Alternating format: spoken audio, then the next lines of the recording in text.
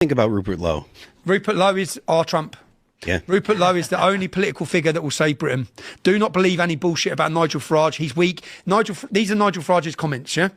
So don't believe... Nigel Farage's comments are, by 2050, the Muslim population is that dominant in the UK that we cannot alienate them, or we will never win an election. That's his comments. Now, we know that's coming. So that's why we need to stop that. Yeah, we can't get into a position where we have to bend and cower to an Islamic supremacist group because we're worried about offending them because we won't win an election. So Nigel is already putting up the white flag. Rupert Lowe won't put up the white flag. Rupert Lowe is the solution to our problems. Restore Britain is a new... Well, there you go. This is GB News Originals. I'm Emily Carver. Please do give this video a like and subscribe to our channel for more content like this. And do leave a comment. Let me know what you think. Political party, 80,000 members this week. And Nigel has sold us out. He's betrayed us. Our next Home Secretary, if Nigel wins, is Zia Youssef, a Muslim. Our next Mayor of London under Nigel's party of reform is Layla Khan, a Muslim. Yeah. So, and why is that a problem? People say, why is that a problem? If it was a Sikh, would it be a problem? Because Muslims will tell you Islam comes first, second and third, right? Not democracy, not rule of law, not the non-Muslim community, not any of it. All that matters is Islam. Now, when you understand the teachings of Islam, well, non-Muslims are treated second citizens. They're subjugated. The teachings is a supremacist mindset. Doesn't mean every Muslim follows that, but if they believe... Worded, I think he's not given the credit he deserves for what he's done on this vile... blot and stain on our history. There's these Pakistani rape gang called an absolute disgrace, and they still haven't yet been dealt with. It needs to be exorcised from Britain. We'll come on to the grooming gangs. I'm absolutely irritated beyond belief about it. We'll come on to that. You've mentioned Tommy Robinson. Regardless of whether you agree with his position on grooming gangs, is it smart politics for you to in any way sort of stand alongside him or give him credit for anything? I'm not standing alongside him, and I've said consistently, I was on Michelle Dewberry on GB News on Monday. But you said I basically said, render unto Tommy Robinson what is Tommy Robinson's, and render unto reform what is reform's. But that doesn't mean to say you don't give credit to people who've actually done good work on something. Now, I don't know what Tommy Robinson's done legally. But he's a vile man, isn't he? Hang on. I've said he's not right for reform. He himself says he's not right for reform. So you can try and make as much mischief as you want, but the fact of the matter is, we aren't going to come together, but that doesn't mean to say you don't give people credit for what they've done well. Even if they are pretty disgusting individuals. Well, do you think he should be denied visitation rights? Do you think he should be treated, don't you think he should be treated like everybody else in prison? Yeah, I think that... that if aren't we all equal under the law? Yes, but that doesn't mean I have to, in any way, give him credit for anything he says or does. That's a different matter. So you don't give him credit for what he's actually said and done to uncover... If I was a politician... the Pakistani rape gangs. If I was a politician... You can't even... Well, he's not the only person that's done that, is he? So if I was a politician... I think he's done more than anybody else on it. I wouldn't be...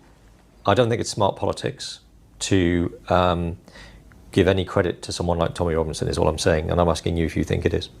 Well, I put it in a statement. I said he deserves credit for it, so I've done it. I wonder if you regret that. I believe in giving people credit where they're due. I believe that at the end of the day, I wasn't part of his trial. I don't know what he did or didn't do. I don't know the veracity of it. I don't know whether the state is treating him as they treat everybody else, nor do you. I think our judiciary has been probably slightly captured. The man Nigel Farage wouldn't touch. Now, welcome next door. There is a peculiar smell in British politics right now, and it is the smell of two right-wing parties tearing lumps out of each other, while the government they both claim to despise sits back and watches the show. Welcome back to Britain Underneath, the channel that pulls back the curtain on what is actually happening in this country, not the satirised version. If you are new here, do us a favour and hit that subscribe button right now, because what I am about to tell you involves a by-election, a banned man, and a very awkward open door. Let's dive in. Rupert Lowe, the MP for Great Yarmouth, who split from Reform UK last year to launch his own outfit, Restore, has just said something that is going to make a lot of people very uncomfortable. Asked directly whether Stephen Yaxley Lennon, The activist, better known by his adopted name, could join his party. Lowe did not slam the door. He shrugged. He said it was not his job to police membership, that he does not audit who signs up, and that if the man wants to hand over his subscription fee, that is between him and his conscience. Not exactly a resounding no, is it? Now here is why that matters. Nigel Farage has spent years refusing to let this particular individual anywhere near reform. It was a red line, a hard no. Farage understood, rightly or wrongly, that association with him was radioactive for a party trying to look like a credible party of government rather than a protest movement. Lowe just quietly moved that line. And he did not stop there. He actually gave the man credit, saying he deserved recognition for being an early voice on the grooming gang scandals that have haunted this country's institutions for over a decade. Praise from a sitting member of Parliament for a figure who has been linked to stirring unrest following a knife attack in Belfast and the killing of Henry Nowak. This is the tightrope British politics is walking right now, and Rupert Lowe just took a very deliberate step along it. If this kind of story is exactly why you tune in to Britain Underneath, do me a favour, smash that subscribe button, because we are only getting started. There is more, and it gets murky. Reporting from the Mail on Sunday has revealed that some of the very people out canvassing for votes on behalf of Restore in the upcoming Makerfield by-election were also spotted at a gathering of white supremacists in Portugal a fortnight earlier. The event in question centres on a fringe ideology calling for the mass removal of non-white populations from European nations, built on the back of a debunked and deeply anti-Semitic conspiracy theory, claiming global elites are engineering a demographic replacement of white Europeans. That is not a fringe rumour on the internet anymore. That is apparently sitting inside the campaign infrastructure of a registered British political party.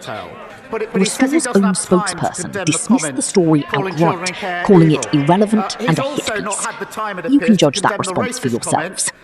Meanwhile, the man himself has not exactly been keeping a low profile either.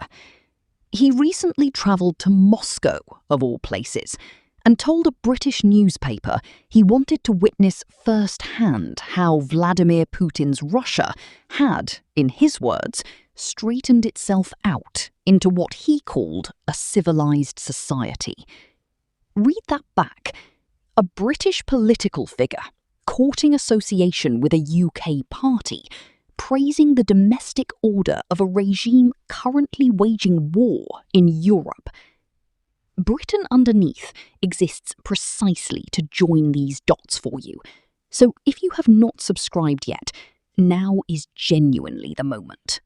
Now let's talk about why any of this actually matters beyond the headlines, because it comes down to arithmetic. Makerfield is shaping up to be a genuinely close contest, and the polling suggests Restore could siphon off just enough right-leaning votes to stop Reform from taking the seat outright. That would hand a lifeline to Andy Burnham, who is manoeuvring for a return to Westminster with one clear goal: positioning himself to challenge Keir Starmer and drag Labour further to the left. Farage, unsurprisingly, is furious about the prospect.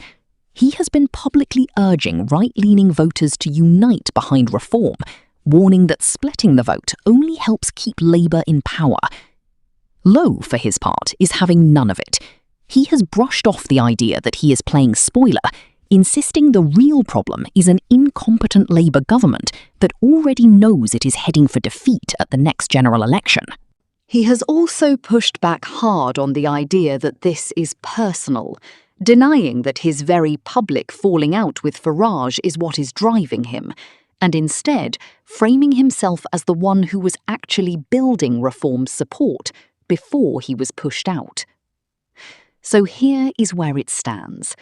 One party leader is quietly opening the door to one of the most polarising figures in modern British politics. His own campaigners have been linked to an extremist gathering abroad, and all of it is unfolding just as a knife-edge by-election threatens to reshape the balance of power on the British right, with Labour watching from the sidelines, more than happy to let its opponents destroy each other. This is exactly the sort of story that gets buried under the noise of the daily news cycle, which is exactly why this channel exists. Take a breath, stay switched on, and stay with us till the very end of every video, because the full picture rarely fits in a headline. If Britain Underneath is where you come to actually understand what is happening in this country, rather than just react to it, please subscribe. It genuinely helps this channel keep doing this kind of digging. We will be back very soon with the next layer of the story. And trust me, there is always another layer. See you then.